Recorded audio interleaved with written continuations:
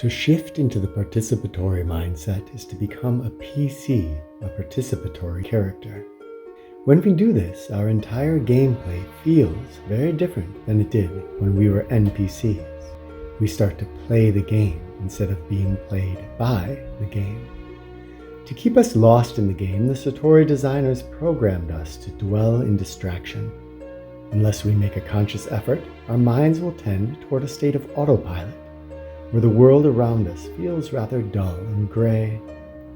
Awareness is the key to making our gameplay experience vibrant again.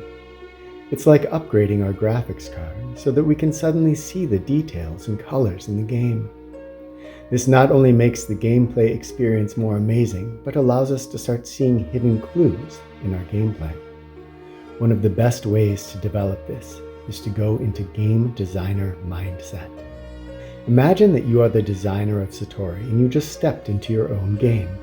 Now look around you. You designed all of this. Marvel at the details, the way light plays on a glass, the perfect detail in your hand as you move your fingers, the way that other people are so incredibly rendered and how their AI makes them seem so real. At first, just pay attention to your senses, but eventually, you can also begin to appreciate how you've designed your own mind, how you can experience emotions or thoughts, and they seem so real.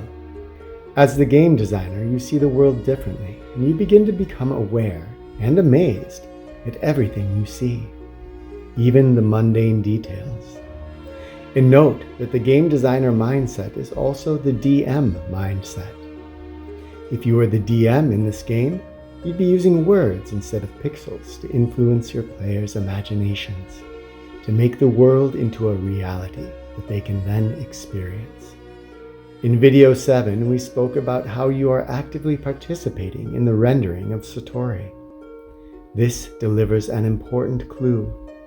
You really are the game designer, and when you notice the details in your game, you are actively creating those details. Slip into the non-participatory mindset, lost in dullness, and those details and the clues they contain don't exist. Enter awareness in the participatory mindset, and you will actually create the details and clues. Pursue this far enough, and you will see that you are both player and game designer. To overcome the momentum of dullness, we need the equivalent of the warrior's sword, the mage's grimoire. That is the tool of focus, which we'll learn about in the next video.